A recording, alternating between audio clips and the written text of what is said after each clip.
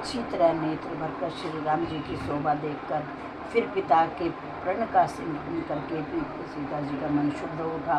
वे मन ही मन कहने लगी, अहो पिताजी ने बड़ा ही कठिन हठ ठाना है। वे लाभ हानि कुछ भी नहीं समझ रहे हैं। मंत्री डर रहे हैं इसलिए क्योंकि उन्हें सीख भी नहीं देता है।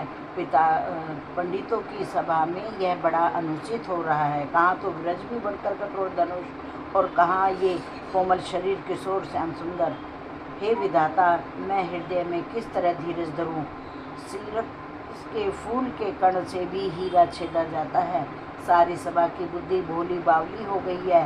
अतः मैं हे शिव जी के धनुष, अब तो मुझे तुम्हारा ही आसरा है। तुम अपनी जड़ता लोगों पर डालकर अपनी श्री रघुनाथ जी के सुकुमार शरीर को देखकर उतने ही हल्के हो जाओ। इस प्रकार सीता जी के मन में बड़ा ही संताप हो रहा है। निमेष का यह लव अंश 20 युगों के समान बीत रहा है। प्रभु श्री रामचंद्र जी को देखकर फिर पृथ्वी की और देखती हुई सीता जी के चंचल नेत्र इस प्रकार शोभित हो रहे हैं मानो चंद्र मंडल रूपी डोल में कामदेव की दो मछलियां खेल रही हों। सीता जी की वाणी रूपी भ्रमरी को उनके मुख रूपी कमल ने रोक रखा है। लाज रूपी रात्रि को देखकर वे प्रकट नहीं हो रही हैं। नेत्रों का जल नेत्रों के कोए में ही रह जाता है। जैसे बड़ी भारी कंजूसा सोना कोने में ही गड़ा रह जाता है। अपनी बढ़ी हुई व्याकुलता जानकर सीता जी सकुचा गई और धीरज धरकर हृदय में विश्वास ले आई कि यदि तन मन और वचन से मेरा प्रण सच्चा है, श्री रघुनाथ जी के चरण कमलों में मेरा चित्त वास्तव में अनुरक्त है, तो सबके हृदय में निवास करने वाले भगवान मुझे प्रभु श्री रामचंद्र जी की दासी अवश्य बनाएंगे।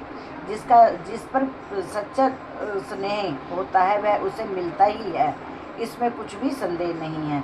प्रभु की ओर देखकर सीता जी ने शरीर के द्वारा प्रेम ठान लिया, अर्थात यह निश्चय कर लिया कि यह शरीर इन्हीं का होकर रहेगा या रहेगा ही नहीं।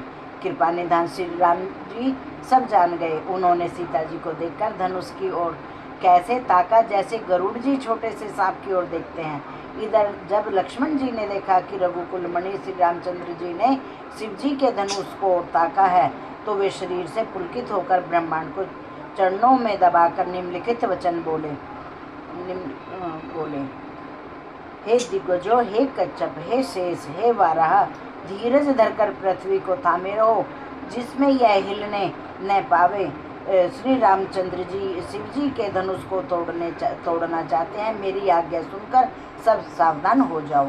श्री रामचंद्र जी के समीप आए सब स्त्री पुरुषों ने देवता और पुण्यों को मनाया। सबका संदेह और अज्ञान नीच, राजाओं का अभिमान, परशुराम जी के गर्व की गरुता, देवता और श्रेष्ठ मुनियों की कातरता, भय, सीता जी को सोच, जनक का पश्चाताप और रानियों के दारुण दुख का दावानल, सारे ब्रह्मांड में जय जयकार की ध्वनि छा गई, जिसमें धनुष टूटने की ध्वनि जानी ही नहीं पड़ती। जहाँ जहाँ स्त्री पुरुष प्रसन्न होकर कह रहे हैं कि श्री रामचंद्र जी ने शिव जी के भारी धनुष को तोड़ डाला। धीर बुद्धि वाले भाट माधव सूत लोग वृद्धावली कीर्ति का बखान कर रहे हैं। सब लोग तो घोड़े, हाथी, मनमणि और वस्त्र निछावर कर रहे हैं। जहाज, मृदंग, शंख, सहनाई, मेरी ढोल और सुहावने नगाड़े आदि बहुत प्रकार के सुंदर बाजे बज रहे हैं। जहाँ तहाँ युवतियाँ मंगल गीत गा रही हैं। सखियों सहित रानी अत्यंत हर्षित हुई, मानो सूखते हुए धनुष पर पानी पड़ गया हो। जनक जी ने रोज त्याग कर सुख प्राप्त किया, मानो तैरते तैरते थके हुए पुरुष ने था पाली हो।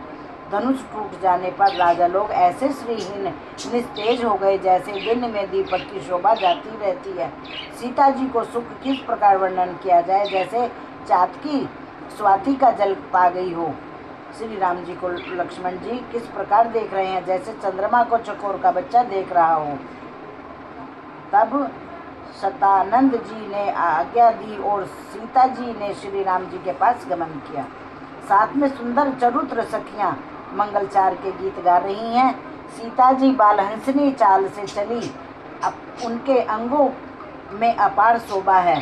सखियों के बीच में सीता जी कैसी शोभित हो रही हैं, जैसे बहुत सी छवियों के बीच में महाछवि हो। कमल सुंदर जयमाला है जिसमें विश्व विजय की शोभा छाई हुई है। सीता जी के शरीर में संकोच है पर मन में परम उत्साह है। उनका यह गुप्त प्रेम किसी को जान नहीं पड़ रहा है। समीप जाकर श्री राम जी की शोभा देखकर राजकुमारी सीता जी चित्र में लिखी सी रह गई। चतुर सखी ने यह दशा देखकर समझाकर कहा, स्वामी जयमाला पहनाओ। यह सुनकर सीता जी ने दोनों हाथों से माला उठाई, पर प्रेम के विवश होने से पहनाई दी नहीं जाती। उस समय उनके हाथ ऐसे सुशोभित हो रहे हैं मानो डंडियों सहित दो कमल चंद्रमा को डरते हुए जयमाला दे रहे हों। इस छवि को देखकर सखियां गाने लगी। तब सीता जी ने श्री राम जी के गले में जयमाला पहना दी। श्री रघुनाथ जी के हृदय में जयमाला देखकर देवता फूल बरसाने लगे। समस्त राजागण इस प्रकार सकुचा गए मानो सूर्य को देखकर कुमुदों का समूह सिकुड़ गया हो। नगर और आकाश में बाजे बजने लगे। दुष्ट लोग उदास हो गए और सज्जन लोग सब प्रसन्न हो गए। देवता, किन्नर, मनुष्य, नाग और मुनीश्वर जय जयकार करके आशीर्वाद दे रहे हैं। जय सिया राम, जय सिया राम। सियापति रामचंद्र भगवान की जय।